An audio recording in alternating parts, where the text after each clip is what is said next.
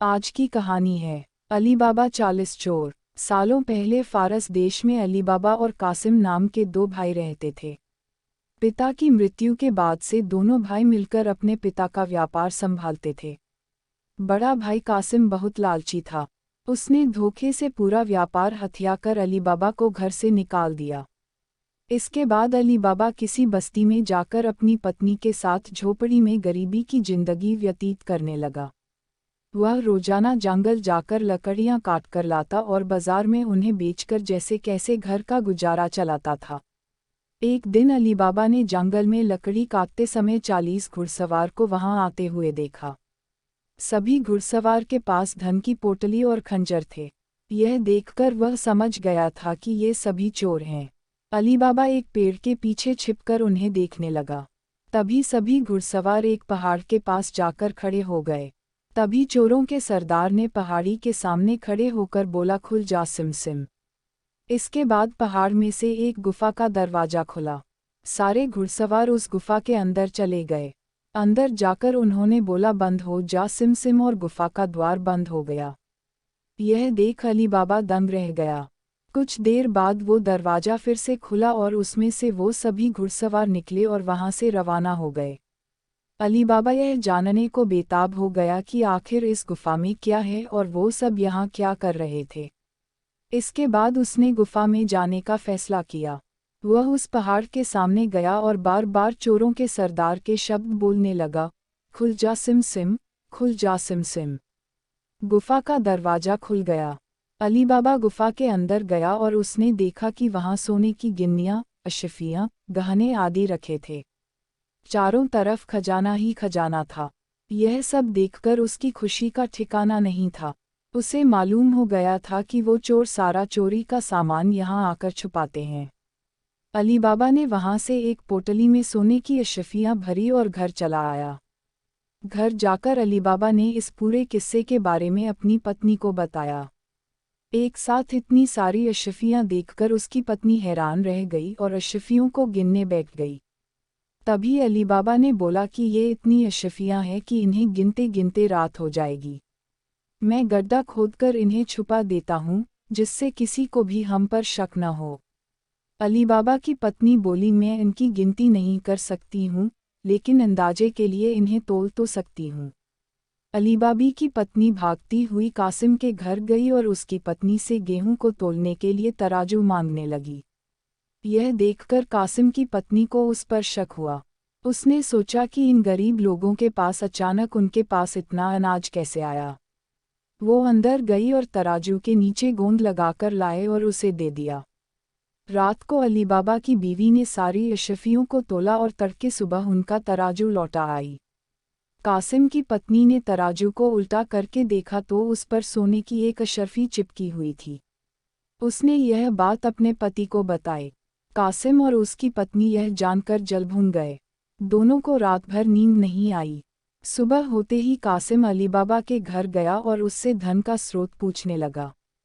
यह सुनकर अली बाबा ने कहा, आपको कोई गलतफहमी हुई है। मैं तो एक मामूली लकड़हारा हूँ। कासिम ने बोला कि तुम्हारी बीवी कल हमारे घर से अशफियों को तोलने के लिए तराजू लेकर गई थी। ये देखो, ये अशर्फी तराजू पर चिपकी मिली है। सब सच बताओ, नहीं तो मैं सबको बता दूंगा कि तुमने चोरी की है। यह सुनकर अली बाबा ने सच सच सारी कहानी बता दी। कासिम के मन में लालच आ गया। उसने खजाना हथियाने का प्लान बनाया और अगले दिन गुफा पहुंच गया। वह अपने साथ एक गधा भी लेकर गया ताकि वह उस पर खजाना लाद कर ला सके। गुफा के सामने पहुंचकर उसने अली बाबा ने जैसे बताया था वैसे ही किया। उसके खुल जा सिम सिम बोलते ही गुफा का दरवाजा खुल गया। अंदर पहुंचकर चारों तरफ खजाना देखकर वह भौचक्का रह गया। उसने बोरियों में सोने की सिक्के भरे और बाहर निकलते समय क्या बोलना है वही भूल गया। गुफा से बाहर निकलने के कासिम ने तमाम प्रयास किए, लेकिन कोई रास्ता न निकला। वह गुफा के अंदर कैद हो जाता है। कुछ देर बाद जब चोरों का गिरोह वहां पहुंचा तो उन्होंने देखा कि बाहर एक गधा बंधा है। वे समझ जाते हैं कि यहाँ कोई आया है। चोर अंदर जाते हैं और कासिम को ढूंढकर मार देते हैं। इधर जब कासिम घर नहीं पहुंचता तो उसकी पत्नी परेशान हो जाती है और अली बाबा के घर जाकर बड़े भाई को ढूंढ कर लाने के लिए बोलती है। अली बाबा ढूंढता हुआ गुफा के पास पहुंचा तो वहां उसने भाई के गधे को घास चरते हुए देखा। वह समझ जाता है कि कासिम अंदर गया था और चोरों ने उसे पकड़ लिया है। अली बाबा जब गुफा के अंदर गया तो उसे कासिम की लाश मिली। अली बाबा लाश को घर लाता है और बिना किसी को बताए प्राकृतिक मौत घोषित करके उसका अंतिम संस्कार कर देता है। कासिम की पत्नी के कहने पर अली बाबा और उसकी पत्नी कासिम का व्यापार संभालने लगते हैं और उसके साथ रहने लगते हैं। वहीं जब चोर गुफा में आते हैं और कासिम की लाश नहीं देखते तो समझ जाते हैं कि खजाने का राज किसी और को भी पता है। वह गांव में जाकर पता लगाते हैं कि कुछ दिनों में किसके घर में मौत हुई है। चोरों को अली बाबा का घर मिल जाता है। चोर ने उसके घर के बाहर क्रॉस का निशान लगा दिया, जिससे रात के समय उन्हें उसका घर समझने में आसानी हो। वहीं अली बाबा ने जब अपने घर के बाहर क्रॉस का निशान देखा तो वह समझ गया कि चोरों ने घर का पता लगा लिया है। उसने वैसा ही निशान सबके घर के बाहर लगा दिया। रात में जब चोर आए तो सबके घर पर वैसा निशान बना देखकर दुविधा में पड़ गए और वापस चले गए। चोरों का सरदार चुप चुप बैठने वालों में से नहीं था। उसने उस मोहल्ले में अपने आदमी को भेजकर यह पता लगवाया कि हाल फिलहाल में कौन शख्स वहां अमीर हुआ है। इससे उसे अली बाबा के बारे में पता चला। उसने उसका घर अच्छे से पहचाना और रात के समय में तेल व्यापारी बनकर उसके घर पहुंचा। वह अपने साथ तेल के 40 पीपों को लेकर गया, जिसमें 39 में चोर और एक पीपा में तेल था। उसने सोचा कि रात में जब सब सो जाएंगे तो वो सब मिलकर अली बाबा को मार देंगे। उसने अली बाबा से दोस्ती की और रात को उसके घर पर ठहरने की इजाज़त मांगी। अली बाबा ने उसको खाना खिलाया और रात को रुकने की इजाज़त दे दी।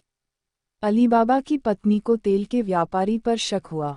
उसने सारे पीपों को खटखटा कर देखा और वह समझ गई कि एक पीपा में तेल है और बाकी में आदमी है। उसने तभी एक तरकीब निकाली। उसने तेल वाले पीपे से तेल निकाला और गर्म कर बाकी पीपों में डाल दिया। सारे चोरों की मौत हो गई। रात में जब सरदार ने चोरों को निकलने का इशारा किया तो एक भी चोर बाहर नहीं निकला। उसने पीपों को खोलकर देखा तो सभी चोर मर चुके थे। यह देखकर वह इतना डर गया कि अपनी जान को बचाने के लिए वह तुरंत वहां से भाग गया। सुबह अली बाबा की पत्नी ने ये सारी बात अली बाबा को बताई, जिसे जानकर वह बहुत खुश हुआ। अब उन 40 चोरों के सारे खजाने का अकेला मालिक अली बाबा था। वह देश का सबसे अमीर शख्स बन गया था और खुशी खुशी अपनी बीवी बच्चों के साथ रहने लगा। कहानी से सीख: लालच मनुष्य का दुश्मन है। लालच करने से सब काम खराब हो जाते हैं। इसलिए कभी भी लालच नहीं करना चाहिए।